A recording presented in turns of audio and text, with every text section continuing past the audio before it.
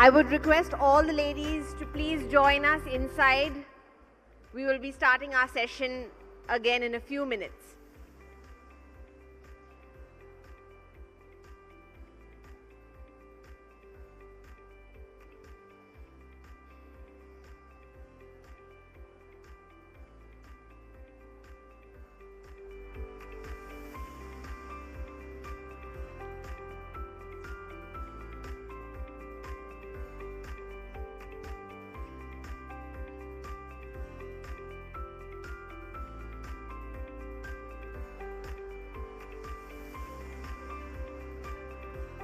Fine.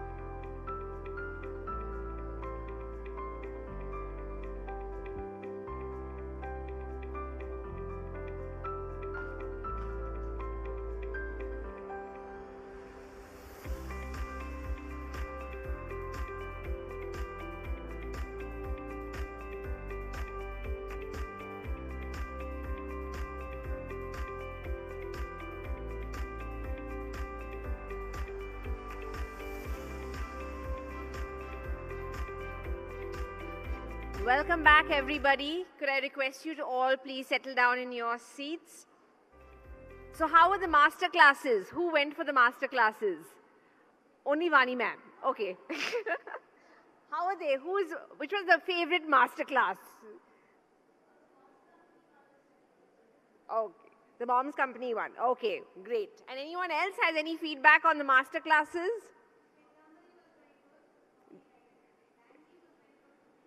Great, excellent. So we had makeup, we had fitness, we had all the negotiating skills. We're certainly getting it packed in today. And, we've heard from a lot of women today.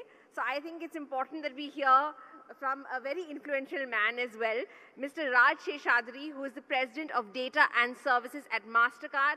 He's going to be talking about women in the workforce, especially women in tech, which is an extremely important conversation that's happening across the globe. And to present the India picture, we have a video message from Raj Sheshadri.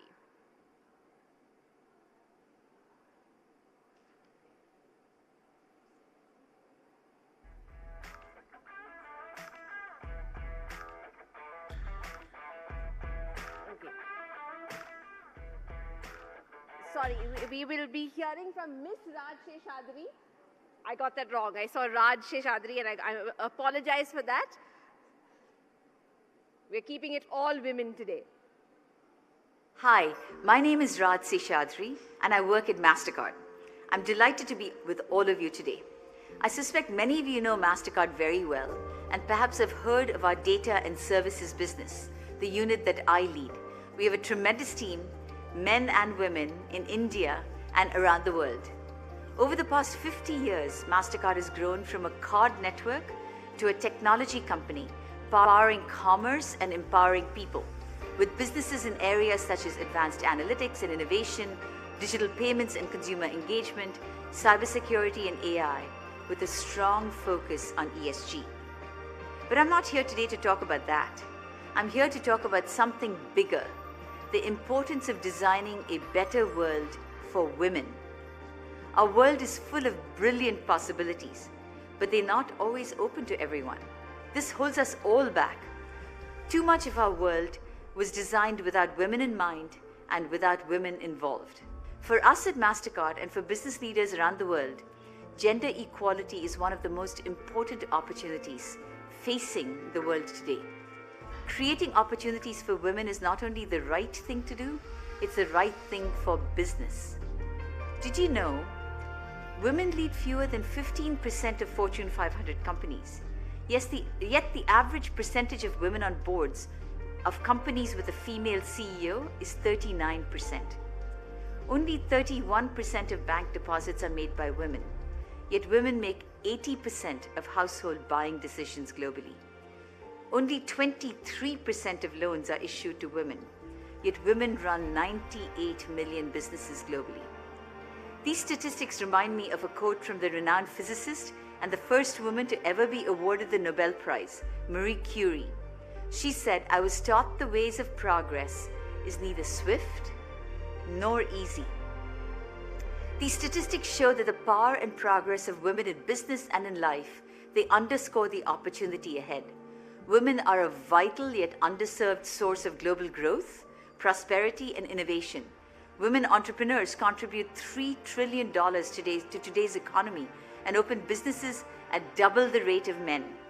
Their contributions drive commerce, communities, and society as a whole, yet they still fight to get their voices heard in some of the most fundamental political, economic, and cultural conversations. That's why conversations like the one today are so important. Each of you inspiring women in the room has brought us one step closer to a level playing field, improving the situation for each other and for future generations. At MasterCard, we committed to leading the charge in reshaping the way our world is designed, coded, and constructed by bringing diverse perspectives to the table to unlock powerful ideas that open up our industry and the world's possibilities to women. Creating a dynamic, engaged, and balanced workplace globally is about setting the tone and the example at the top, cultivating talent, and giving everyone a seat at the table so they have the equal opportunity to belong and thrive. As Marie Curie said, progress isn't easy, but gosh, it is satisfying. When I started at MasterCard 5 years ago, equal pay for equal work was still on the horizon. Today, I'm proud to share that we've closed our gender and racial pay gaps. For the same work, everyone is at pay parity. In addition, this year we tied gender pay parity along with other ESG goals to compensation for all employees. So I have no doubt we'll continue to see progress in these critical areas. We're also pushing our networks further, forging ambitious partnerships and championing the people and businesses and innovations that are transforming the way our world works. One key area of focus is support for women entrepreneurs, including access to finance and tools to digitize their businesses, allowing them to accelerate their growth. We have endless opportunities together, creating pathways for a better tomorrow, doing well as a business while we do good in the world. Events like the No Ceiling Summit provide opportunities for women to learn from each other, engage in networks, share thoughts on how to support emerging talent and leadership skills. Together, we continue to strive for a better and equal future. It's a privilege to be part of this summit. Thank you. And it's a privilege to hear from that. And obviously, progress is not easy, but yes, it certainly is satisfying. And talking about satisfaction, we have with us someone who knows how to thrive. And I was asking her in the break actually what she does. And she says, oh, not much. We just detect diseases and we just are eliminating diseases.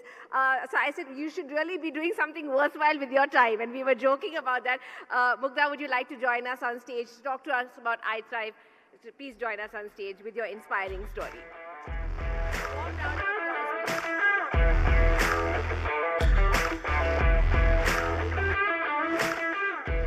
Yeah, thank you.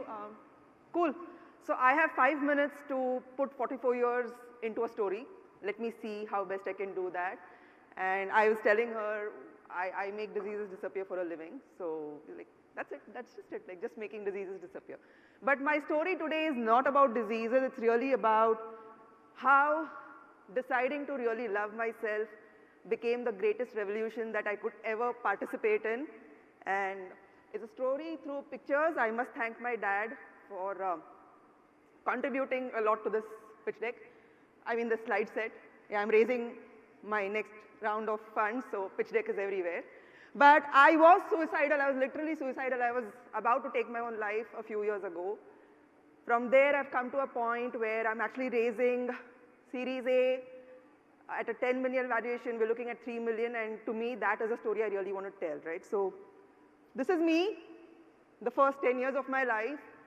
I was planted on this planet with an obvious gift of being able to heal people. I think I failed first time as an entrepreneur when I was around 4 years old. We had a lot of eucalyptus trees growing where I lived, and I smelled them, and I was like, this smells like Vicks Vapor Rub.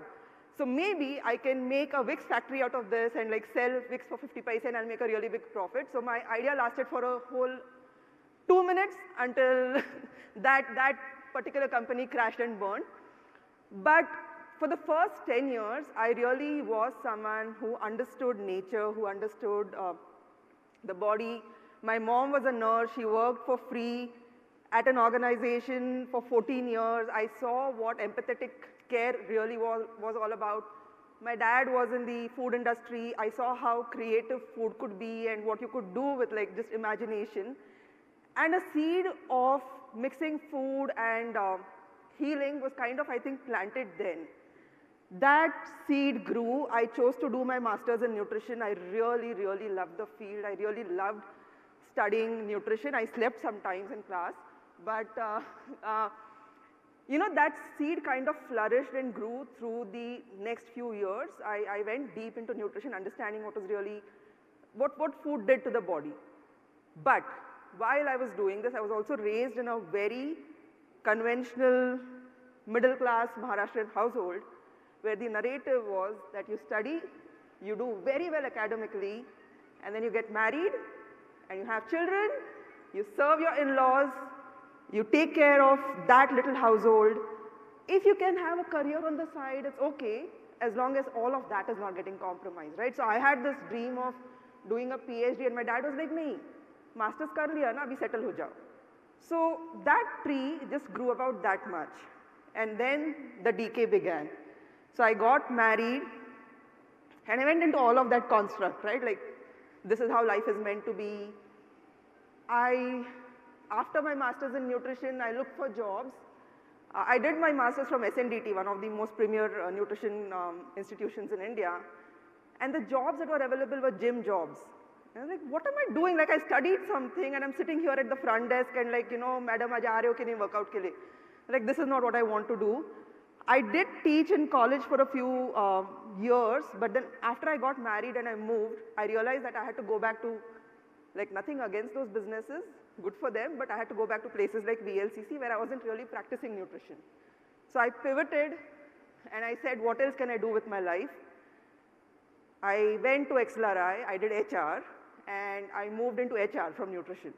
And I worked with some very early stage startups at that time. I was Flipkart's first HR hire. So when Sachin and Binny and Mekin had just gotten funded by Axel is when I joined Flipkart. From Flipkart, I went to a few other startups. I really enjoyed that thing of, you know, scaling up a team and growing it. So this was happening, but the internal decay was happening because I was doing something that was really not aligned with my purpose. The marriage was sucking life out of me. We moved to Toronto, and it just went bad from there because from a place where I was really connected to people, I had a community, I went to a place where I was isolated. My HR work experience in India did not really have any relevance there. I had to like restart and apply for basic level jobs. And I was like, what am I doing in life, right? Like, I'm just following a man around the world and just trying to kind of make a living while I'm doing that.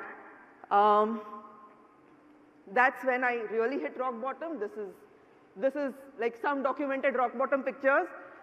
I didn't end my life, but I did end my long hair. I was really going through an existential crisis, like what am I doing, right?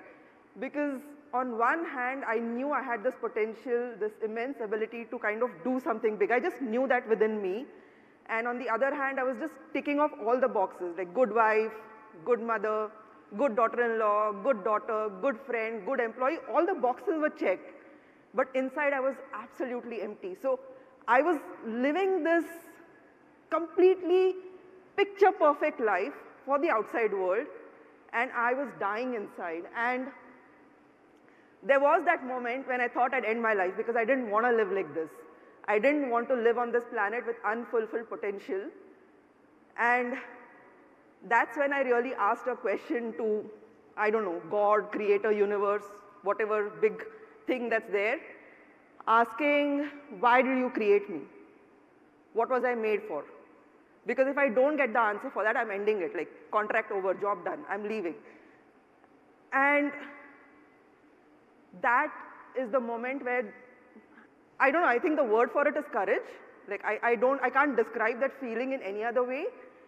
But courage is what kind of came in and just told me, hang on, and what do you want to do, right?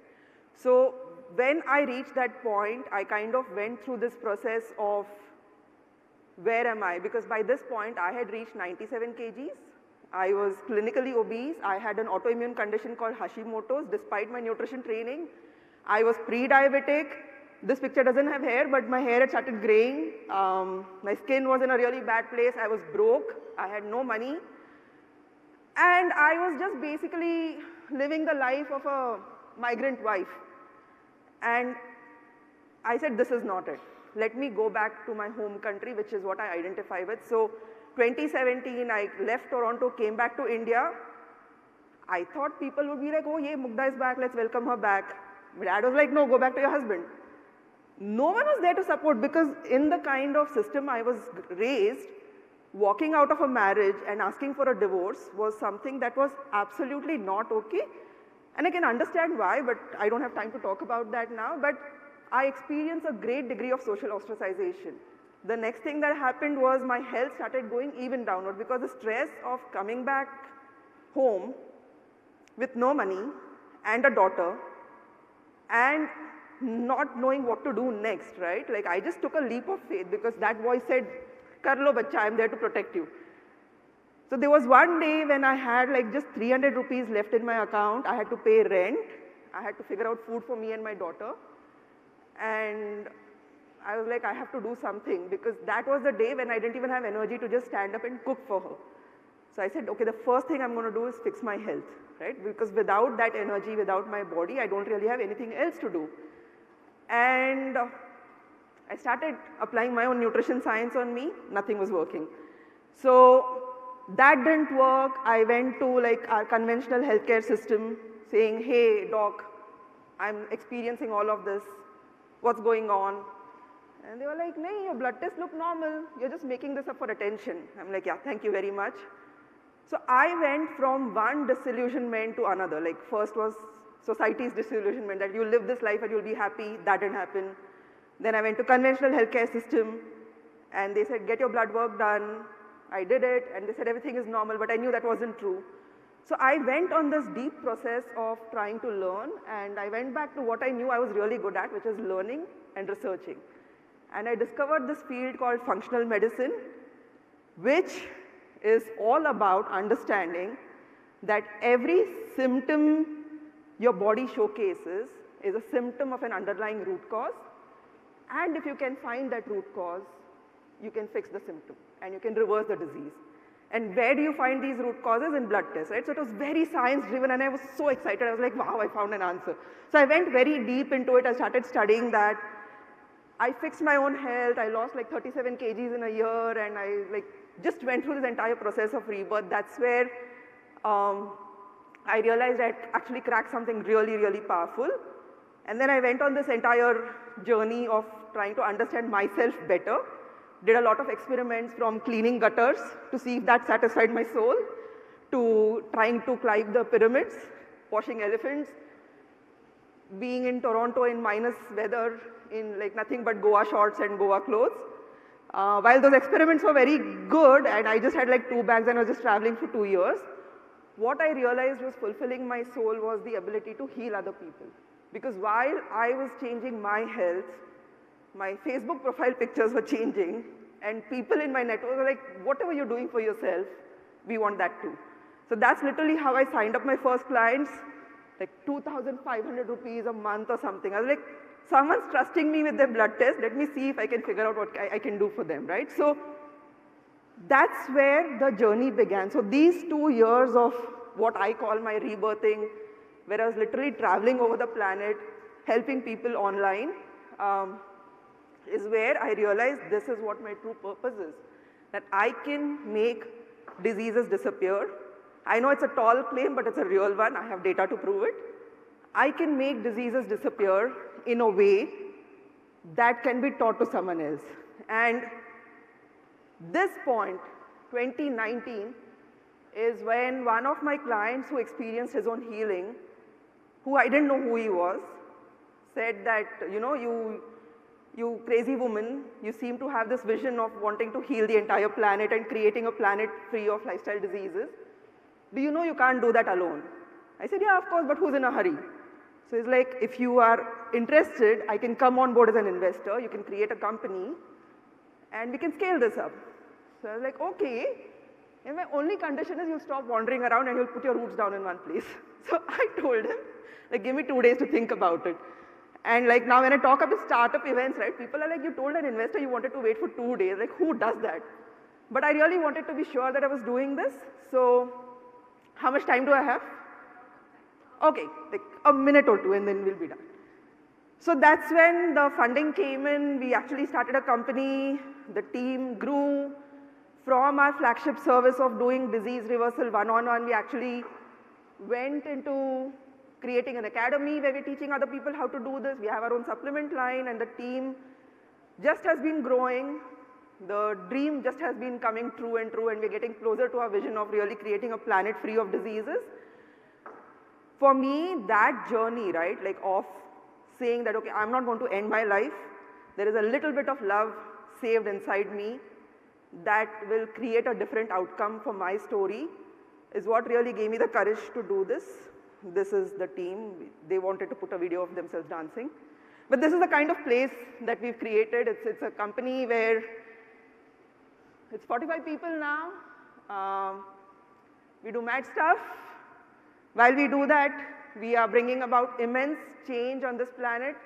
We got funded twice. We are closing in on the Series A round of funding. And I think there's a slide somewhere that shows our growth also. But anyway, yeah, that's the kind of stuff we've done. Nearly 3,000 plus clients we worked. We are across the globe. The entire model is online. It's growing phenomenally. And to me, that story of, you know, tribulations to triumph, a day like today is something I would count in that, right? Because from a day where I had decided not to exist, I'm here on a stage with so many amazing, successful women who I've looked up to when I was like working in HR. To me, that itself feels like a story of triumph. So that's my story, that how that one tiny seed of self-love really has brought me to this place.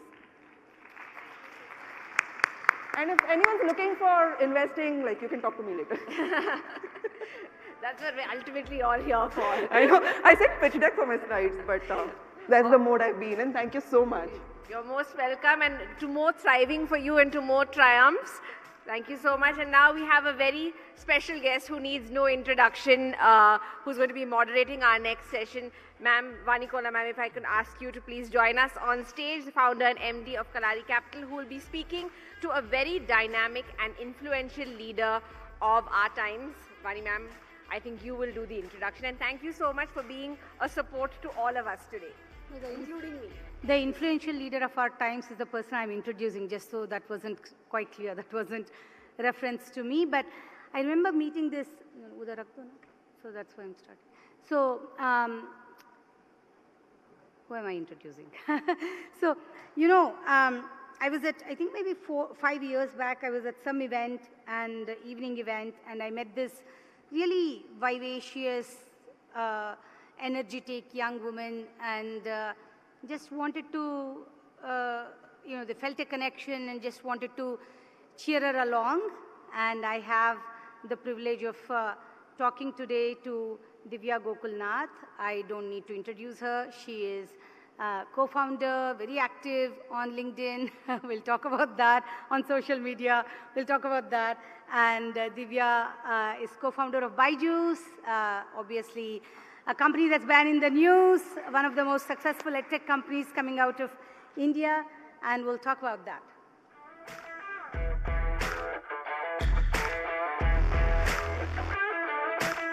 Who's talking about being influential? She has 1 million followers. So, ಹೇಗಿದ್ದೀರಾ? ಚೆನ್ನಾಗಿದ್ದೀನಿ, ನೀವು ಹೇಗಿದ್ದೀರಾ? So we both discovered that we have a couple of common things, and including how we were raised, in terms of language, which we'll talk about in a minute. ఇంట్లో అందరూ బాగున్నారా? ఇంట్లో అందరూ బాగున్నారో లేదో తెలియదు, నేను అడగలేదు ఇప్పటివరకు. ఇక్కడ పని చేస్తున్నాను కదా రోజంతా.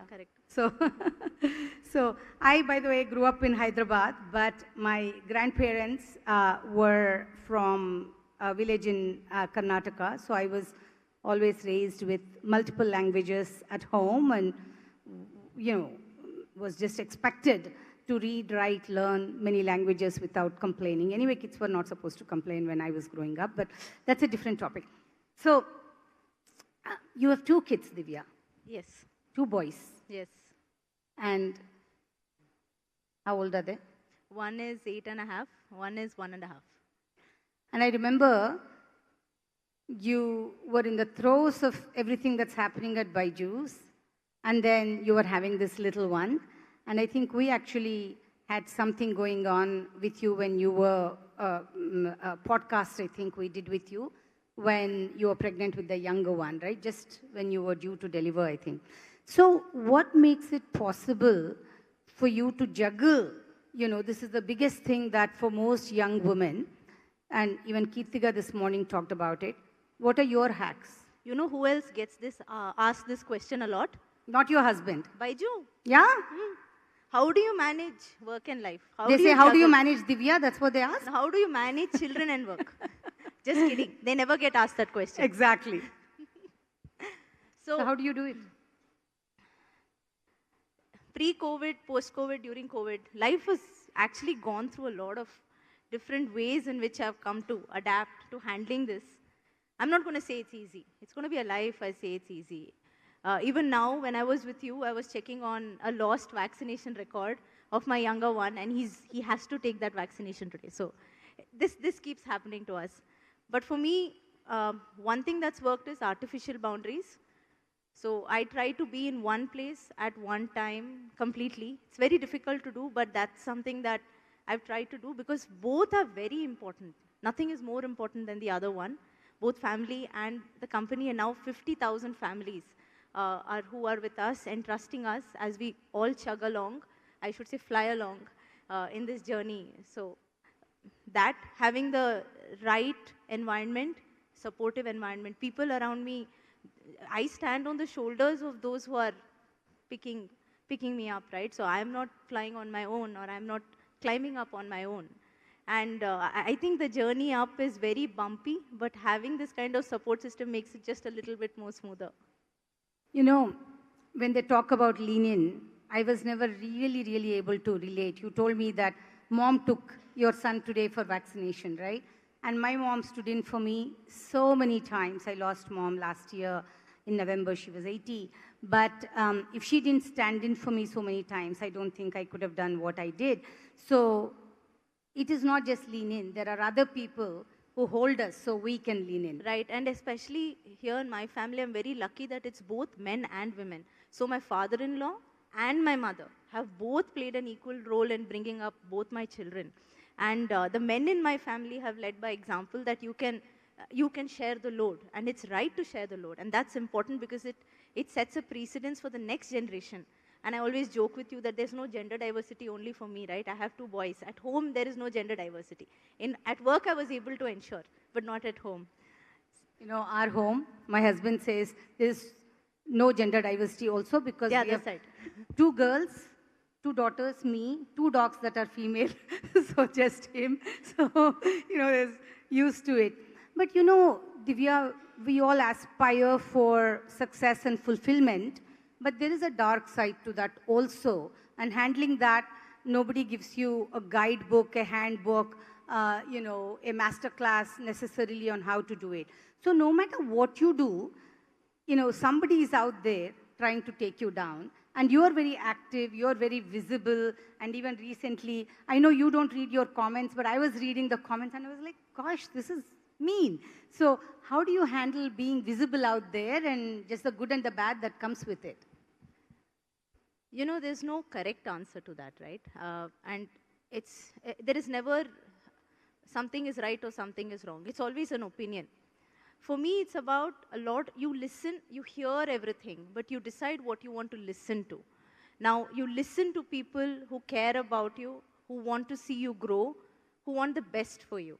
Now, because there is so much information around there, that there is a chance that there can be a lot of misinformation also. So for me, it's about being focused, but also about when you take a decision, not looking back. It's happened to me multiple times. So never regret what you do. Now, it's not that I don't read. Of course, I read the comments, right? I do read the comments, but I also look at what I've done. I usually do it for example, the latest one, I did it for the 50,000 people who work with us. Because there was clarity needed. And when clarity was needed, I felt this was the right way to do it.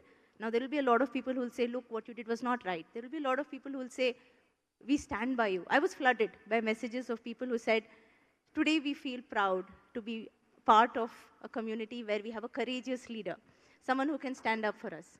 So, I don't think there is anything right, there's anything wrong. It's just about how you view it. And it's always never the situation, right? It's your reaction to the situation. So for me, like I said, I just want to say that I hear everything, but I choose what I listen to. You know, I have a question which I've always wondered, because I don't think I could have done it. You and your husband are founders of a very successful company. In fact, Srini and I were in the same engineering college, but I was very clear when we married, we have to lead very separate personal and professional lives. I can't deal with both being so integrated because I didn't think I could sort of carve an identity for myself. But you have done that, right? So how do you, when you co-found and something is really successful, how easy or hard is it to create an identity of your own, and what was your journey to do that? First of all, I don't think we are successful. We have a very long way to go. We have lots more to do, and I think we're just getting started. Secondly, in terms of, so this, like I said, we didn't plan to start or scale like this, right? So I'm Baiju's student. So there was somebody who asked me, Baiju the co-founder or, Baiju the husband? I said, Baiju the teacher. That was my response, because that's my first relationship with him. There's a lot that I've learned from him along the journey. And it is that relationship which blossomed into whatever we built, the passion we had to teach, to inspire, to create an impact. Along with 5 more students, we came together and we built something out of passion. And that intersected with a need in society. And that's how we grew to where we are today. You asked me this question 10 years ago. Never in my dreams did I imagine that this will reach where it has reached today, but there is still so much to be done. Now, about the overlap, so I find it very difficult to disconnect between personal and professional lives, and it will be wrong or a lie if I say that, I can say full stop here and next sentence there. So there is a lot of overlap, but if you enjoy what you do, there will be good times, there will be tough times, there will be bad times. But then when your eye is on the ultimate mission, which is you know where you're going. We are here for the decades to come, right? We are not serial entrepreneurs. We've been doing this for the last 15 years. We'll do it for the next 30 years at least, till we can do it, right? So that's why both of us enjoy. We enjoy doing everything together. We enjoy traveling together. We enjoy working together. And we love spending time with the kids. And also working out together. So, what's your favorite workout together? High intensity interval training. So who wins? See, nowadays I'm winning because somehow I'm managing to keep those 30 minutes aside for myself. The last 6 months have been very tough. So Baiju's not been able to do it with the usual rigor that he does. But I've somehow managed to carve that 30 minutes out for myself. So today I'm winning, but I'm sure he'll come back and then he'll start winning again. Great. You talked about you started as a passion project and you didn't know where this was going to go. Obviously, you've been tremendously successful. When you pause and say, what next? I know you said next 30 years I'm going to do that, but what now gives you meaning, and what is it that would make you satisfied 10 years from now, let alone 30 years from now? So in education, the impact is something which is generational, right? And in fact, especially with women, you educate a girl, you educate a generation. If you educate a girl, she'll ensure her children are educated. So the impact is massive. I'm lucky to be in a segment which creates so much impact. For me, I think we need to move towards an understanding of education that it's not about attendance, but about attention, right? Today, what is compulsory is 85% attendance, say in a classroom. But what the world should move to in my wish is 100% attention, where you know that the child is learning because they want to learn, because learning is fun, they enjoy it, and that there is so many ways to make that happen. And I speak as a teacher for that, because I've been teaching through the last 15 years of my career. I've started as a teacher. I teach even today when I get time. And I've seen the tremendous impact the right kind of teacher, and of course the parents can have on a child and help them become better learners and fall in love with learning. So for me, like I said, the future for me is when I see that every child that we touch is becoming a self-learner, an active learner, a learner not driven by the fear of exams, but by the love for learning. So Divya, a lot of women out here, because all of us want to live our best selves, our best lives, right? So any learnings, hacks, what do you want to share? So one thing is that, see, we are known to multitask as women, right? And that's supposed to be a strength, but that same strength can come back and hit us. So I believe that if there are 10 things that we want to do, it's better to pick up the top 3 things and give 100% to it than try and give 10% to 10 different things by trying to do everything at the same time. And the second thing is by giving yourself time. Now, it's very underrated. It can sound selfish in a world where, they believe women have to put family first. Yes, put family first. Yes, put work first. But put yourself somewhere in that list. Because if you are happier and you are healthier, because health is everything. We just saw that from the lady who just spoke. That you have health on your side, you can achieve whatever you want. The only thing that can stop you is when you're not healthy, right? Everything else is in your control. So if you can spend that much time on yourself, taking care of yourself, you're enabled to take care of everybody else around you. You know, from the time I have known you and whenever I see you, Divya, you have, I can do, I will do, and just a bounty of confidence. And that's your nature, your conditioning, your identity. And Mugdha talked about sort of the earlier on the ups and downs of life. Do you have vulnerable moments, and how do you overcome that? Because I haven't seen it at all. Vulnerable moments will come to everyone. I'm more emotional than vulnerable. Like I'm very close to tears if my son sings the national anthem in school. Those are the kind of things which can stir me up and, make me cry. So I'm very patriotic, I'm very emotional. But I'm also very positive, and for me, I see, in everything, I always see the good. That's just somehow my nature. And teaching has given me the confidence. If you feel that I exude confidence, it's because of the teacher in me that has shaped me as a person. In fact, if you go to school and say, Divya, they will say, Divya Gokulnath, the introvert, the quietest girl in the class. Today, if you ask my friends and my colleagues, Divya, they will say the most talkative one among us. So I've evolved as a person. I've changed as a person because of what I've learned along the way. So do you remember what, and I always look back to my own life and wonder how life takes you in so many different paths, but do you remember what was your earliest career aspiration? What did you want to be? I wanted to be an astronaut and go to the moon, but who didn't want that? Well, you could still get there, I think, so that's not over and done with. But still, it's the moon or the Mars now? Maybe a little further. So, and Divya, you're very written about, so everybody knows sort of the usual things. What is it that we don't know about you that you would want us to know?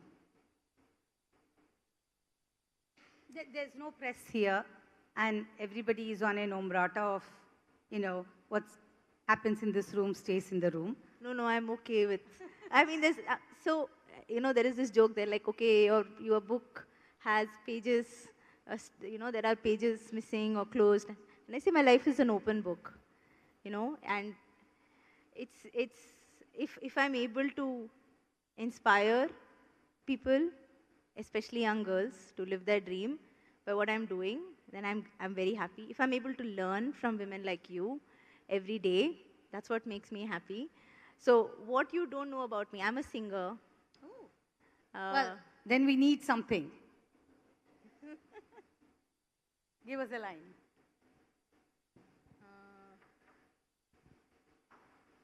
Hindi or English? Hindi? Hindi? Hindi is good. Hindi is good for everybody? Okay.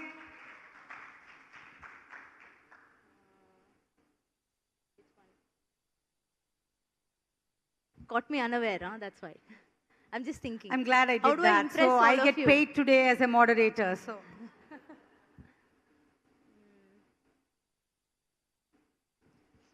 आपकी नजरों ने समझा प्यार के काबिल मुझे दिल की ये धड़कन ठहर जा मिल गई मंजिल मुझे आपकी नजरों ने समझा. That I have to clap for. Beautiful. So, when do you get to sing? I don't get time. I only sing to my little one now.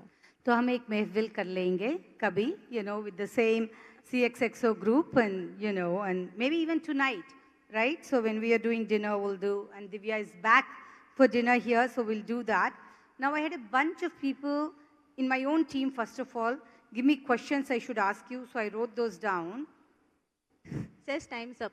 I know, it says time's up. 1 minute, I think Varnika will give us. I'm scared of her questions. No, these are not my questions. These are questions that other people asked me to ask you. What makes you really angry? What makes me very angry? I think this must be from your team only. They would have sent it to us. Nothing makes me angry. Nothing makes me angry. I don't think they agree.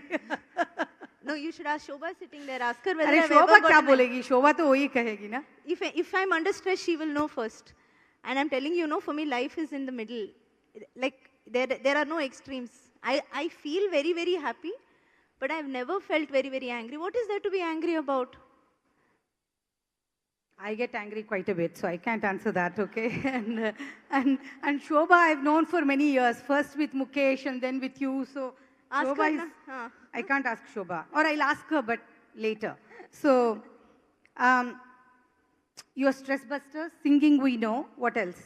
Workout we know, HIT, what else? Children, picking them up in my arms. Yeah, mine are 28 and 23. So there's a phase, I warn you, you go through. You said, are they mine? So that happens too. But it gets better. After they turn 20, it gets better. But there's a period where you know nothing, right?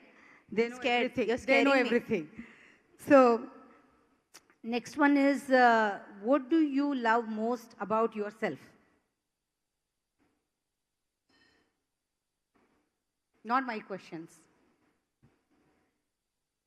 Maybe the fact that when someone, like people, they generally try to put me under stress, but I can laugh it off. They think they're stressing me, but that I can laugh and give an answer. I think I like that I am able to handle that. Which you are doing right now, to a tricky question. Your leadership style. One word about your leadership style. To empower, to lead by example. Last question was, what are you working on to improve in yourself? So I think I can be a better version of myself every single day, every aspect. I'm learning every single day. That's the motto of me personally, professionally, everywhere. So I learn from my children, I learn from my family, my parents, my husband, my parents, like my in-laws, everyone. I even learn from things around me, my surroundings. So for me, it's about a continuous learning exercise. So everything I can improve, frankly. I'm sure I can be more confident, I can speak better, I can impact more students, I can help more women. I can learn more from women like you. So I can do everything better tomorrow. Thank you, Divya. Loved it. And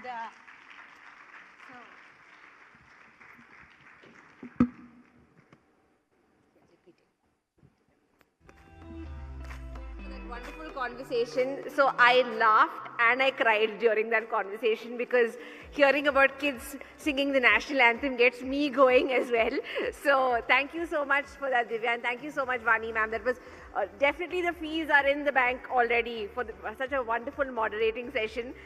Thank you so much for that. And now it's time to know more about a trailblazer, a change maker, a disruptor who's been going all out with her endeavors and has built a name for herself, defeating multiple odds. And I'd like to invite on stage a very influential and powerful leader who we have today, Priyanka Gill, co-founder of the Good Glam Group. Priyanka will be moderating this session and will tell you a lot more about the next speaker. Over to you.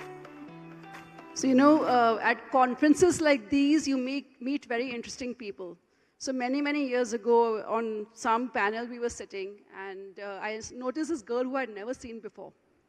And the first thing I noticed about her is a handbag. It was a very nice handbag.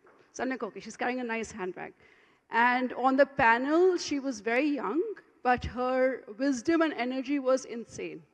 So once the panel gets over, you walk down and a bunch of people come and say, hey, hi. I went up to her and say, hey, hi, I'm Priyanka.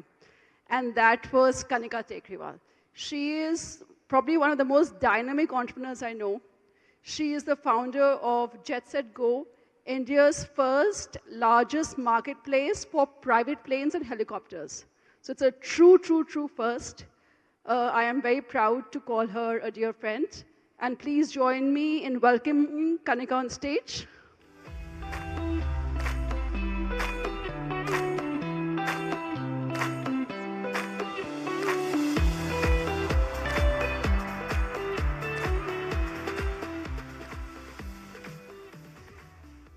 So Kanika has the most glamorous life of anyone I know, right? And that's kind of quite a high bar that Kanika manages to cross.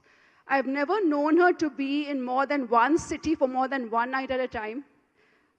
Yesterday, I get a message from her. I'm like, where are you? For 3 days, she didn't respond. She's like, babe, I was in the ICU, and I've just come out. I'm in the normal room now. I'll be there tomorrow. I told her, listen, don't come. She's like, I made a commitment. I've told Vani I'll be there.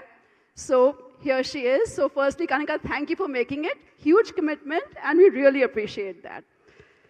So let's start with, how would Kanika introduce herself? Tell us a little bit about your life story in a couple of minutes. What would that be? I think, so what we do is obviously run a fleet of private jets and helicopters. I got into the business to kind of, I think, make it a very transparent industry. This was an industry that was known to be extremely opaque with a lot of corruption and a lot of, you know, if you're willing to spend a lot of money to travel between Bombay and Delhi, you should get a plane that you want. You should be able to get the food that you want. There should be commitment, service, quality, delivery, all of which this was lacking. So very naive and young at 21, I said, you know, I'm going to change the world. I'm going to make the next Facebook. And I'm going to make a marketplace for private jets and helicopters, where everyone's going to list their planes, people will come and book planes, and, you know, I'm going to be the next new tech whiz, knowing jack about tech, to be honest.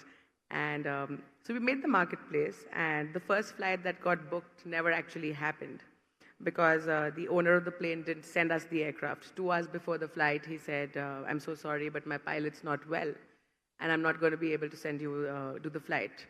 And I think that's when my entire world came crashing down, and, you know, all the self-belief and all the fancy ideas I had in my head, you know, fell to the floor, and I cried for many days, and I said, this is not going to work, and I should give up.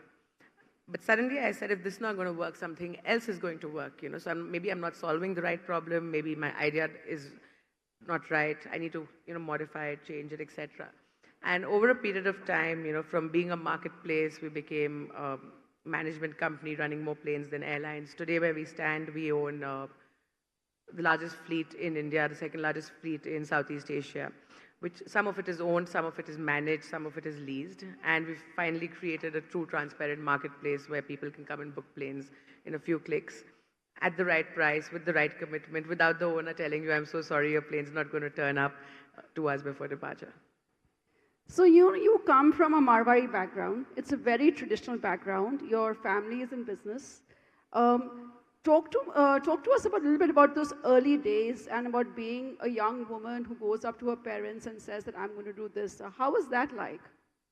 So, it's hilarious. I was 21 and I told my dad that I'm going to make this app where people are going to book planes. And this was in 2012 or 11. Not many people knew what apps were. We weren't living in the age we live in today. And my dad laughed at me and said, "Teko mobile game banana hai," which translated in English means you want to make a mobile game. Are you serious? That's how you want to spend your life. And I said, no, I'm going to really do something different, etc., etc.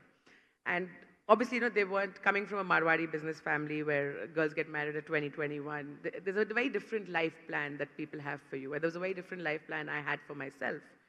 So I pursued what I wanted to do, and I remember sitting across the table with another uncle of mine and saying, this is what I'm going to do. I'm going to move, and I'm going to do this, and I'm going to do this.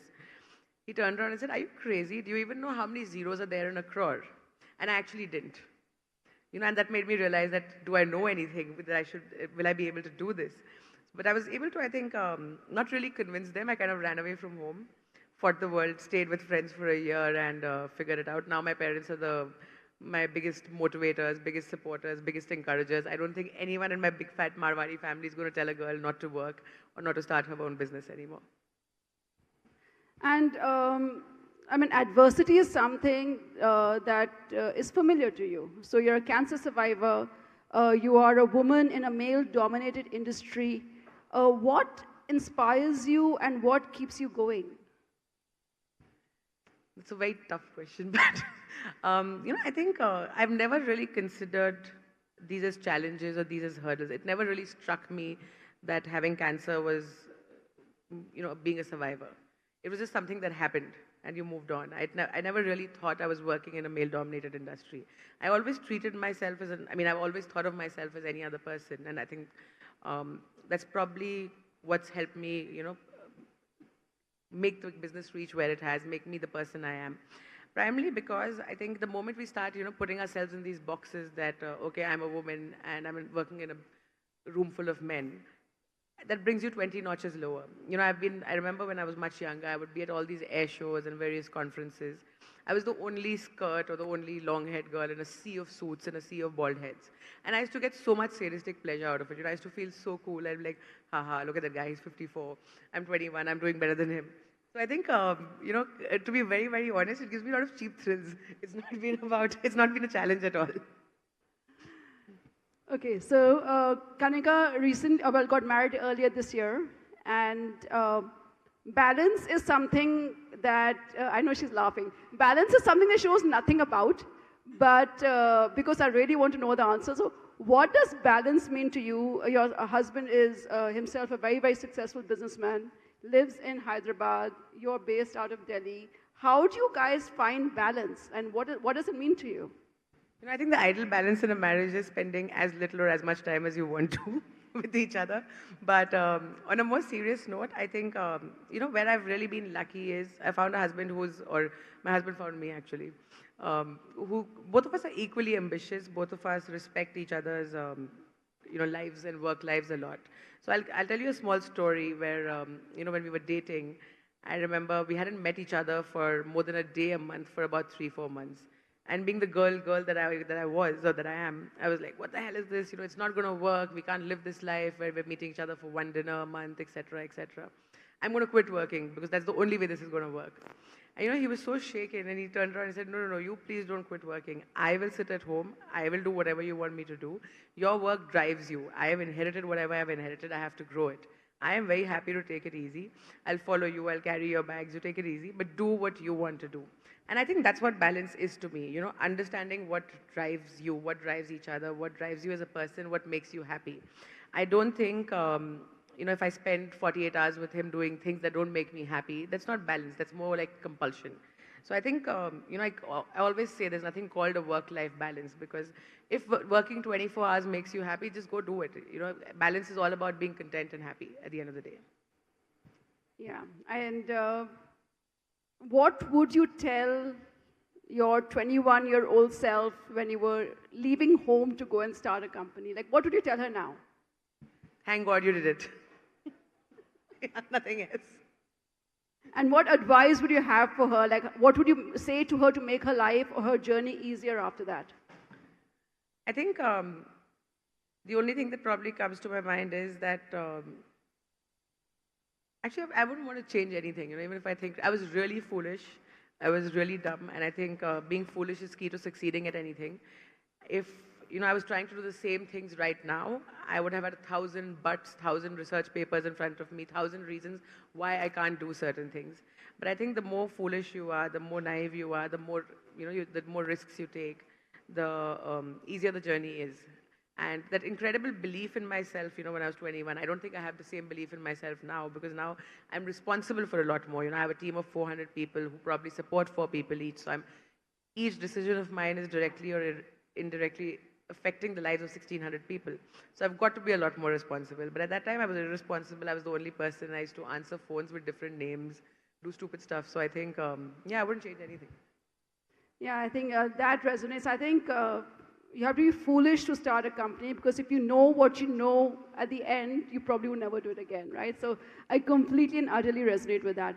Look, you are hugely inspirational. What message would you like to, and this room is filled with women and leaders who are trying to build something of immense value themselves as well. What message would you have for the room? What would you like them to kind of leave that thought when they leave this conference? I think I always say one thing, and it's probably been said 100 times by 1,000 different people. But I always say, keep believing in yourself. You're the only motivator, you're your only supporter, you're your only inspiration. If you don't believe in yourself, no one in the world is going to believe in you. So you have to have that power to, wake up every morning and tell yourself that what you're doing is the best, you are the best, and have that confidence to go out there and, speak your mind, speak your thoughts, and don't count on external gratification. I remember there was a time when every morning I would wake up with some news article, some story, etc. And I used to be so happy. Oh my God, I'm on the cover of this. Oh my God, I'm on the newspaper and this. And one fine day I realized that none of that really matters. The same people who are saying good stuff about you one day will say bad stuff about you the next day. Touch wood, it's not happened so far, but I'm sure it will happen. It's a cycle of life. And I can't be counting on that gratification. I can't be counting on friends saying, oh, you're so cool, or the world saying, you've done this. I have to be able to look at myself in the mirror each morning and say, I'm doing a good job, I'm being the right human being I want to be, and I'm being the person I want to be. And how do you cope with the bad times? All of us, it's a cycle, right? You have good and bad times. All of us go through it. Sometimes immeasurably bad in different ways. So when something like that happens, how do you cope? What is your mechanism like? I think anyone who says they don't have bad days or they don't wake up not wanting to do what they want to do, maybe twice a week or once a week, is lying. So there are very many days, I wake up where I want to cry, I want to stop doing whatever I'm doing. I go to sleep with 100 problems, wake up with 200 new problems. I'll give you a simple example. I'm working in an industry where there's so many factors that you cannot control. Planes can't take off if the weather is bad. If 4 pilots get COVID, again, the plane's grounded. Someone doesn't deliver food, you're responsible. So there's so many unknowns that you cannot control. And all of this starts to pile up on you. And I think, more frequently than not, I'm low, I'm dull or whatever. And I think it's in those times that the real test of an entrepreneur, real test of a human being, where I have to keep telling myself that I've chosen this life. If I want this life, I've got to deal with it. And it's the exact conversation I keep having with me. It's no one else who's asked me to do this. It's no one else who's forced me to do this. There is no compulsion. And if I want to do it, I've got to take the ups and downs. So with every smile, there are going to be tears, and I've got to deal with that. Well, how do you cope? Like, you've told us what it means to you, but how do you actually cope when that bad time, when something is happening? Like, what are the first 2-3 things that you do? I think I just keep telling myself we'll figure it out. You've known me as a friend long enough to hear me say this. I think every alternate sentence is we'll figure it out, we'll figure it out. And I think that's my biggest coping mechanism. I know that nothing in the world is impossible. And I just have to keep telling myself that, it's not impossible. You're going to solve it. You're going to make it happen. And more often than not, I do. Problems that were problems 6 years ago are a joke now. And it's the new normal that you keep living every day. So I think you get used to, believing in your capabilities to solve things and get out of those low moments and rise high. Yeah, I think that's fantastic. The self-belief, I think, is it's resilience, actually, more than anything else. It's actually what she's speaking of is immense resilience in knowing that things will work out. Now, from these very serious questions, Keshav and team have come up with these. I have not written them like Vani said. I'm giving all the disclaimers. And more importantly to Kanika, I have not written them, so you cannot fight with me afterwards. Okay, now this is rapid fire, yeah? So you have to be like quick about it, like Karan Johar says. So what is your go-to phrase? What do you kind of say all the time? We'll figure it out. Shut up. Okay, second, what is the most extravagant purchase you've ever made till date? I'm not telling you about it. But you have to. You're always eyeing all my bags. I'm not even talking about it here. Okay, guys, I will tell you it's a closed room. So she calls me, I was in London, she's like, I'm here. I'm like, fine, great, let's go shopping. I'm like, let's go shopping. In one day, the damage that this one did, I've never seen anyone do it. So I can list her extravagant purchases, and there are a lot. If someone makes a movie on your life, who would play a part? Me. If you could choose a superpower, what would it be? I think the ability to lose weight really quick after eating a lot of food. You don't do chores, but what chore do you dread the most? Cleaning, arranging my wardrobe. Have you ever? Yes. If you could live anywhere in the world, where would it be? I think India. I love it. I wouldn't change where I'm living now. Sorry, where? Where I'm living, India. I wouldn't change that. Which place? My very jet set life in India in a suitcase. On a plane, basically. Yeah. Oh, what easy thing do you screw up most often?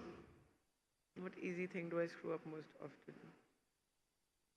You know the time when you come out of a manicure with nail polish? It lasts exactly 5 minutes on my fingers. And let's end with this. What makes Kanika Tekriwal happy? I think a lot of chocolate. Yeah. I can attest to that. Thank you so much, Kanika. This has been fantastic. I hope the audience enjoyed hearing Kanika talk about her very exciting life. And thank you. I'm giving 30 seconds back, so I hope we can use them really well. Thank you very much. We can do better than that. Kanika, I know you don't need the gratification, but you are cool. And only because you get cheap thrills in spite of the jet set lifestyle. I think that's what everyone appreciated the most about you. Now we've talked a lot about everything from shoes to makeup to bling to everything to shopping today. But what about inner beauty? That's also a very, very important topic. And joining us to talk about that is Dr. Chaitra Anand. Chaitra, please join us on stage to talk about that. Can we have a big round of applause for Chaitra?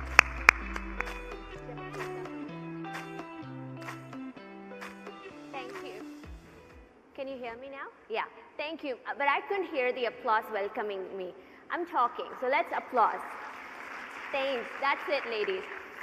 So I'm Dr. Chaitra Anand, a dermatologist, but more importantly, I'm known as a glamorization specialist. That's what I do, I beautify people. So it's all about the outer appearance. So what am I doing? Talking about the inner appearance today. It really is because of my journey of 20 years as a dermatologist and what I learned in my journey from my patients. Aniraja, a career woman who broke glass ceilings, who came to see me saying she didn't feel good about herself, even though she had so many accolades. So I spent a year working on her. She looked fabulous. She could have beaten anybody, but she still wasn't happy. And another patient of mine who counsels people talking about chemicals and women and what happens in our brains and chemicals, which is when we realized that whatever happens in the outside, if the inner doesn't match, it never counts. So this is my first slide where I want to talk about the bias of beauty. The bias of beauty exists in all of us. It's not that we're superficial because we're judging somebody. It's not judgment.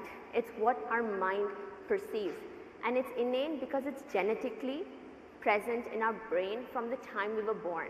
In fact, infants as young as 6 months know what is beautiful. It's symmetry, it's harmony, and finally it's the vibe or the vibration or the feeling that they get. And this is all in our brain. This is 3 seconds. I just want you to do this exercise with me. Take 3 seconds to look at your neighbor, left or right. Let's look at your neighbor. 1, 2, 3. Fantastic. Now, you already have a perception of that person next to you, right? That's the first impression. And first impression is guttural. It's in the brain. You don't have time to think. You've not read their CV. You don't know who they are. it's visual, so it's appearance. So that's outer beauty. But that's only for 3 seconds, right? It gets you through the door. But what leaves a lasting impression? What makes the impact? What gives you staying power? It is your inner beauty. And it all has to do with rewiring our brain and how we think about it. And this is something that we can cultivate for ourselves. So inner beauty really is about our personality. It's about our mindset, our character, and confidence. Now, if I was walking on the stage like this and I was talking to you on confidence, are you going to even listen to me? I know we're hungry, it's a bit chilly, someone wants to go to the bathroom, but you're concentrating because I'm not covering, I'm here, and I'm asking for your attention, right? Can we see some nods or shakes? Thank you, ladies. So this comes down to 4 chemicals in our brain. The ESOT quad, as I call it. Oops, let's go back. Okay, the ESOT quad, as I call it. The endorphins, the serotonin, oxytocin, and finally, dopamine. Now, you can activate these 4. These are power hormones or power chemicals. They're the ones that give you confidence. You all know about the power pose, right? You stand like this in front of a mirror for about 60 seconds and then you feel better before you go into a meeting. It's nothing but what we doctors say, the orbital frontal cortex. It's the visual cue that your brain deciphers. So this is what we can do. The first thing, smile. Let's get those shiny smiles out. Everybody. See, that is positive reinforcement, because the moment you smile and I look at all your lovely smiles, my brain feels positively enforced. So I'm feeling better. So I'm going to stand up straighter, taller, feel good about myself. But if you do that in front of the mirror for yourselves, whenever you don't feel great, all it takes is 3 seconds to 30 seconds, because your brain doesn't know what's a fake smile. It doesn't know what's a genuine smile. All it knows is it needs to read the cue. So a smile triggers your brain to make your happy chemicals. Happy chemicals reduces the stress and elevates a feeling of confidence.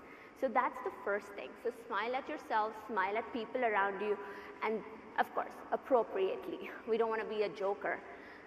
Then, care for yourself. Why do I put a clock on it? Because a lot of us don't realize that we're so busy. Like Divya spoke about multitasking. Everybody talked about life balance.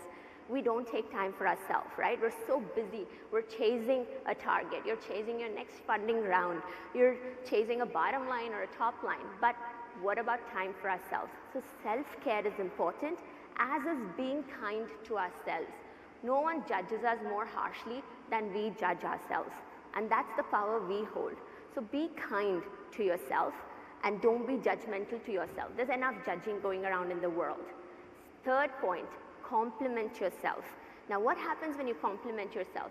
You start giving yourself positive reinforcements and reaffirmations, which again triggers your brain and calms you down in a period of stress, elevates you when you need that extra push to cross the line. Next is about helping others. Now helping others is equally important. Why do people do philanthropy? Like here, we know Vani is a really successful entrepreneur, right?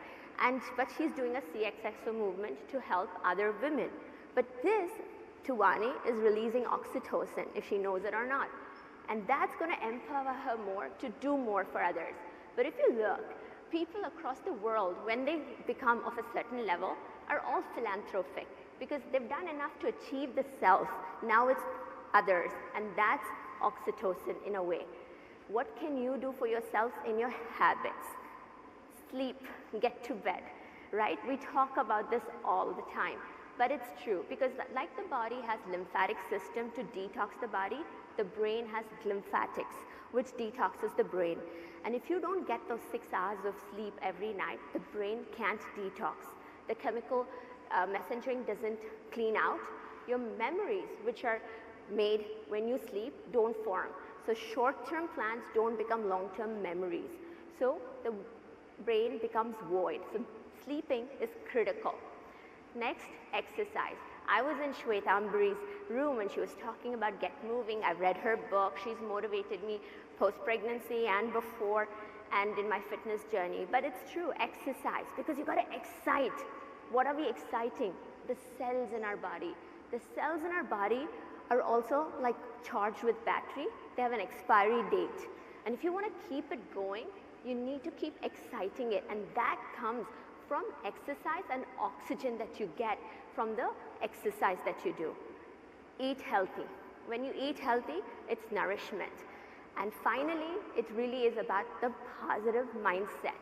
Our previous panel spoke about it, right? What's the worst that can happen? We'll deal with it. How you respond to a situation impacts how you feel and how you eventually perform. So positivity, and remove all negative aspects as much as possible in your life and build your own tribe. People who are there to up you when you need you, and people who are there to kick your butt when you're doing something wrong, right? It can't be all positive, but that is what it is. And finally, cultivate. I can talk, you can listen, but unless you give yourself permission and time to cultivate this, it's not going to change. So like I said, remember ESOT, right? Endorphin, exercise, right? Serotonin, self-care, self-love. Oxytocin, what you do for others. That's why women produce oxytocin, like when breastfeeding, oxytocin, because you're giving something. Dopamine, stay doped. So do what makes you happy, your passion. It could be shopping, right? Or it could be something like dancing, singing, but whatever it is, do something for yourself and cultivate this. For at the end of the day, your inner beauty determines your staying power. Thank you, and if you need a deck, just Instagram me.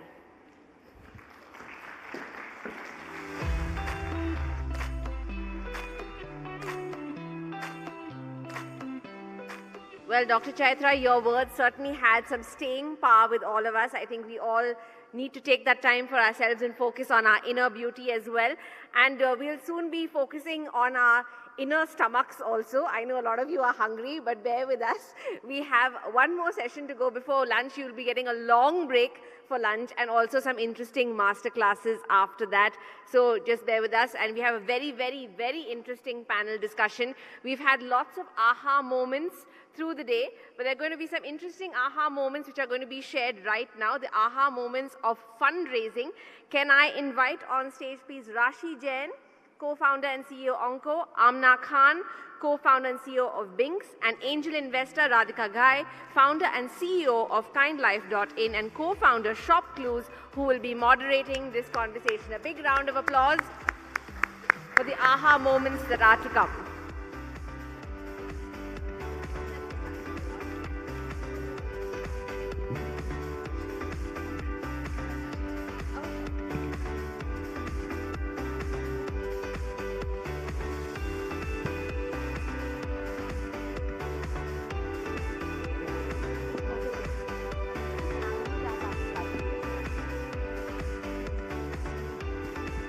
Thank you.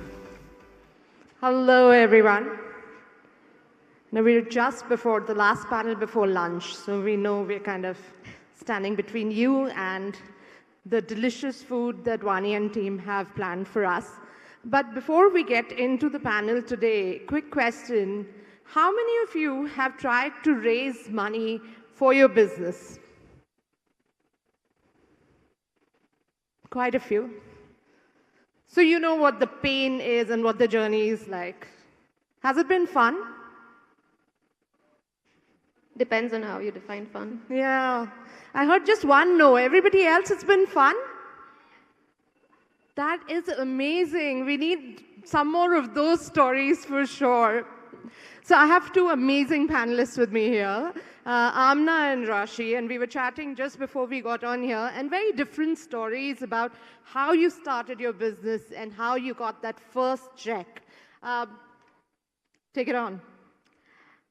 So our first check was Y Combinator in the summer of 2019, and back then it was just our application, so we did not have a product, we did not have metrics, users, anything at all. It was just an idea, and we wrote this long application. We spent a lot of time on it, and yeah, that was like, I think my first check and my last check or both because of a note that I wrote. So because of a note. And I want to deep dive into that. Yeah. Rashi, you've been on both sides of the table. You've been writing checks and you've been taking checks. So I didn't get to write checks because I was an analyst at a VC fund. So analysts don't write checks. Decision maker. But I did get to see the other side. But yeah, so with us, so I run a consumer healthcare startup. It's focused on cancer care. And we got really lucky because, I had some networks in the ecosystem because of my prior work experience, and through friends and family have been exposed to this. So when we got to early PMF, we managed to get some meetings with institutional VCs, and we were very lucky that one of them had a thesis in oncology. And that's how that journey started for me. So this was Axel. Yeah.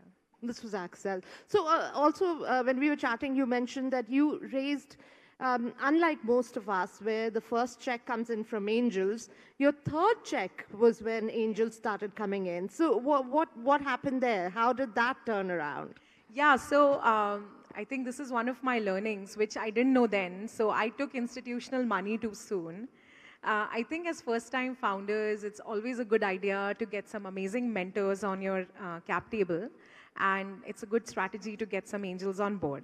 But we got institutional VC money way too early, and then as we were building the business, we realized that if we could have some amazing angel super founders on our cap table, it would add value. And last year, I actually floated a convertible round and went to some amazing entrepreneurs in India and told them my vision.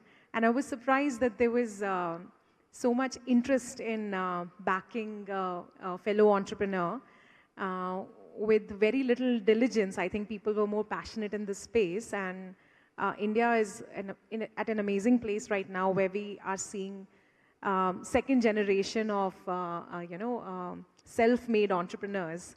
And so I managed to get around 10 to 12 super founders to invest in us, which is amazing, yeah. Fabulous. And your story of the note, we said we'll come back to it. So I'm a member of, I'd say 3 to 4 women entrepreneur groups. And I think a few months ago, there was this massive buzz about a note that Amna wrote to investors, and now I hear that it wasn't investor intended, which was doing the rounds, which was a very different way of pitching. It was not a classic pitch note, not a classic pitch deck. Can you tell us a little bit about that?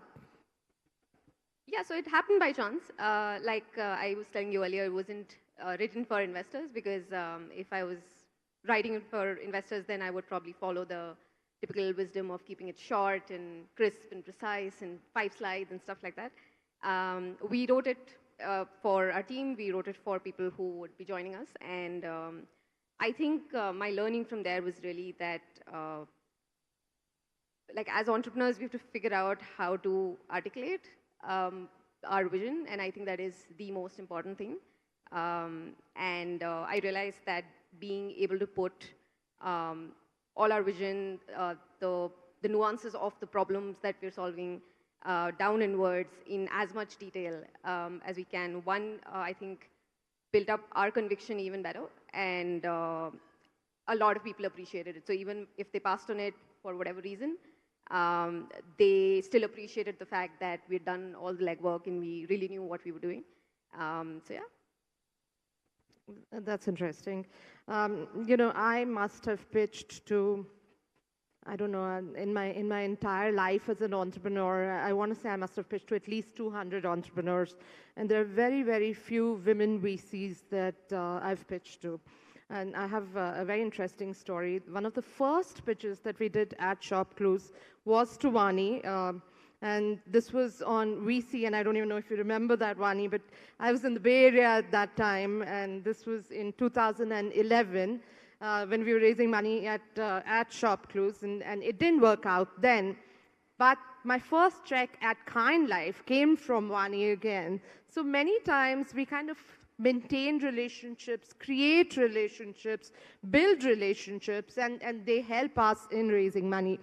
But in this entire experience, out of the about 200 plus pitches that I've done, we've raised money from 5, 6 odd funds. That means 190 odd, 195 have rejected us. So rejection, it's always painful. And it's even more painful as an entrepreneur because the company that you're building is like a baby. So how do you overcome the rejection that you face, hopefully not, but you will at some point face while raising funds? Do you guys have a mantra around it? Rashi, Sure. I'll let you go first. So I completely agree with the what do you say, success rate metric that you shared. I think I've pitched to 200 odd VCs and we have like 3 VCs on our cap table. So yeah, it's pretty bad. But I think one way to go about this process is to actually mentally prepare yourself that this is, at the end of the day, a game of numbers. You will have to meet with 100 people and then you'll get one term sheet. Mentally preparing yourself is important. I also think it helps to look at the situation from the perspective of the investor. You know, every fund brings with it its own mandate. Some of them have hot sectors they are interested in. Some of them have constraints on the amount of check size that they want to invest in. Some of them just don't like you as a founder. They don't feel connected, which is absolutely okay. It's like dating in many ways, right? Is there an instant connect with the investor? They get what you're doing. You get what they're thinking. So I think you have to go into this process knowing fully well that this is a marathon, not a sprint. Your success rate is going to be 1%, and just make sure that you can cater to your investors' context better. So do some research, and that might improve your odds of success a bit. But it's going to be like in lower single digits for sure. Don't take it personally. Yeah, yeah. It's just not their thesis right now. Yeah. What about you, Amna? I've gotten better at it, taking rejection. The first time around when we were fundraising, we got a lot of rejections. And that really got to me. We were very early. I think we ourselves were figuring out a lot of things. We were very clear about the problem, not as clear about the solution. And over time, you know, we've gained that clarity, we've gained that conviction in what we're doing. And I think now when we get a rejection, it's like I accept the rejection, but I don't necessarily accept the reason that they're giving me, because I think it's, I think we were also talking about this earlier backstage, was that like a no is not like a no forever, right? People change their minds, and it's kind of our job to make that happen. So yeah, I've gotten better at taking rejections, but still hurts. Still hurts, yes, absolutely. I think for me as well, just to kind of, you know, round it off there, I try not to take it personally as well. Try being the key word here. It does, because however hard you try, ultimately it hurts because you've put in your best effort. But I also agree with the fact that a no is not always a no. It's good to stay in touch with your with the investors that you're talking to. It's good to send them updates. Of course, you also have to know at one point when you're large enough or you're at a point where it might not be relevant to them. But staying in touch with investors is one of the best things that I have learned in my entire career, and I would advise anybody who's raising money, is stay in touch, send out updates at all times, but also know when they've gone off in an absolutely different direction. And another quick question is, did you ever think that you wanted to just do it bootstrapped and not raise capital at all? The kind of business that we're building, we are sort of creating a market ourselves, and for this sort of a business, bootstrapping doesn't quite work. And it was fairly clear from the get-go that this would be something that would have to be, that would need a lot of capital, and we need a lot of help from the ecosystem. So yeah, that was very clear for us. Yeah, I'll just add to that, you know, there are some businesses that are lifestyle businesses where it might make sense to bootstrap because it's going to be a gradual growth trajectory. You're going to do it for the next 10, 15 years. But then I think in the last few decades or so, some models have emerged. Consumer internet, D2C, SaaS businesses, where there's a lot of focus on high-paced growth, right? And I think if you are very clear as a founder that this is the industry you want to be in, then going for venture capital makes a lot of sense. And I think for us also, we knew that what we were taking on was something we couldn't accomplish without VC money. So we never had this thought that we would bootstrap. So a bit of a controversial question, but as women entrepreneurs, do you think you've ever felt a bias while pitching to VCs? And do each of you have a co-founder? Yes, I have a male co-founder. Me too. Do you have a male co-founder as well? So who's in the room? Are both of you in the room? Is it just you in the room when you're pitching? And do you see a difference with the VCs when it's just you versus you and your co-founder? It's just me. So I do the pitching and everything that comes after that. So haven't really experienced the difference, but is there bias? Yeah, I mean, I think so. There are a certain type of questions that I get asked that will probably not get, like Raj, my co-founder, will probably not get asked. And it's some things that sometimes it's very subtle, but I think times have also changed. So the recent fundraise, I did not experience any of those, and I was quite glad about it because it's not fun. Yeah, so I also do the pitching in my company, so my co-founder is in there. I don't think I've faced bias. I mean, in terms of, I don't think the questions would be different if my co-founder would be in the room. I don't think so. Now, maybe there is some inherent bias, and I'm just very wrong at reading it. But, you know, I just feel that fundraising is so stressful, and there are just so many things that you have to talk about in your business that people might not understand, not relate to. So whenever I have faced rejection or whenever I have found the other person very cold, I've kind of always gravitated towards this solution that maybe that person's not interested in the space or not very excited about our product or where we are. And that's actually kept me sane. Now, it is possible that they were biased, but at least from my mental state, I felt like that was more constructive takeaway from that so that I can work on improving it. I can't really change my gender. So that is how I approach it, yeah. I think a lot of us handle it the same way. You try to take the gender lens away. You try to think that this is not happening to us because of our gender. It's just happening because of the space that we're in or the pitch that we have. But I have to say there have been multiple occasions with me as well where I felt that the same conversation would have gone better with a male co-founder than it did with me. And you can't change it. You can just change yourself. And hopefully the world around us is also changing significantly. Raising money is always very interesting because it's a trip in itself. And any fun, interesting, not so interesting anecdotes that have added some spice to the game?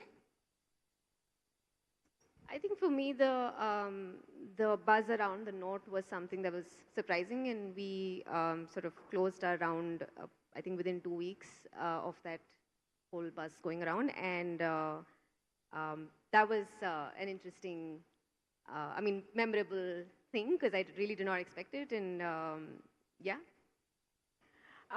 With me, I think the most interesting part of this fundraising journey was with one of the angels who, after a 10-minute call, wrote a $500,000 check.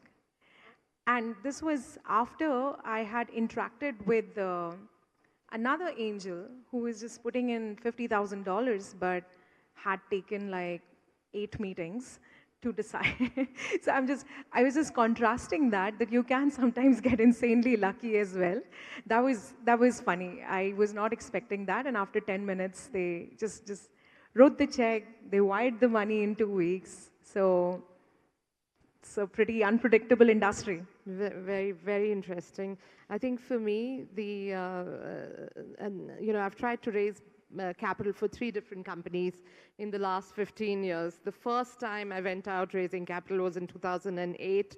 I was pregnant with my second one, and the first question was, you're pregnant, how are you going to do this? This is not going to happen.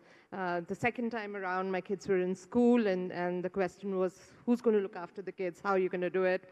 The third time around, my older one was off to college, and the question that I was asked was, oh, your son's going off to college to the US, are you going to go back with him? So I always feel that the questions have been more around my life stage instead of what I am capable of. And I hope that changes in the future. We're all here to shatter the ceiling, no pun intended, no ceilings, and hopefully that changes. But you're right, being lucky is always, being in the right place is very, very important. You know, sorry, because you were talking about your son, I just remembered a very fun incident. I actually have a 1-year-old baby, and there was this one call with a US investor at 5 a.m. India time. And my son was in that phase where he would wake up every 3 hours in the night, right? So it was pretty painful. And my husband was there in the room, but I had told him that, look, I'm going to go at 5 a.m. and do the call. Now, the baby cam is on, the baby's sleeping, and the pitch is going on.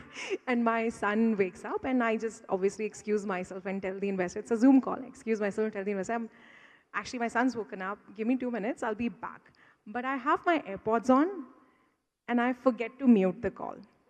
Then I go in the room, and my husband's woken up, and he's singing, baby shark, do-do-do-do-do, and the investor on the other side is listening to all of that. And then I came back after 2 minutes, and I'm like, oh, I'm so sorry, I didn't realize I wasn't on mute. And he's like, no, that's okay. I have a nephew, he loves the song too. And that investor was like a 23-year-old dude who had no idea what was going on. So it's pretty embarrassing. And I was like, I'm never going to have 5 a.m. calls after this. Why not? The fact that you took a 5 a.m. call, I don't know. I have shouldn't a have done supportive spouse, that's enough for him to write a check to you right there. Desperate times call for desperate measures, I guess. But Absolutely, absolutely. I have a final question for you guys, for both of you. Today, let's say at this event, you know, an investor walks up to you and says, I'm ready to write a check. Quick 1-minute pitch, yeah. Just an example of a quick 1-minute pitch, basically. Okay, so Binks is a personal fashion company for women, and the beauty of what we do is that we do not create standard sizes at all.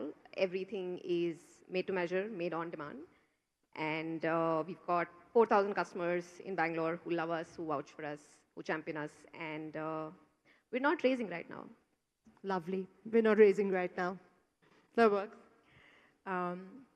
At Onco, we are reimagining how cancer care is delivered in India. We have a chain of daycare centers where you can get chemotherapy outside the hospital. And this is coupled with a tech-enabled care management platform so that the whole experience for the patient and their family is seamless and less frustrating. We are raising right now. That works too, raising or not raising. Thank you. Thank you so much, ladies, both of you. And thank you all for being very, very patient with us. I cannot end this without giving a shout out to Vani. Because when CXXO started, Vani, this has to happen. Sorry, you're stuck. When CXXO happened, before that, we've had conversations, I'd say over the last 10 years, there have been conversations with so many VCs about doing something, quote unquote, doing something for the women entrepreneurs, right? But Kalari, Vani are the first people who are walking the talk. Thank you, Vani. It makes a huge difference. And just the energy that's in this room, in this entire conference, I have not seen this ever before. So it's fabulous. Thank you. Thank you. Thank you so much.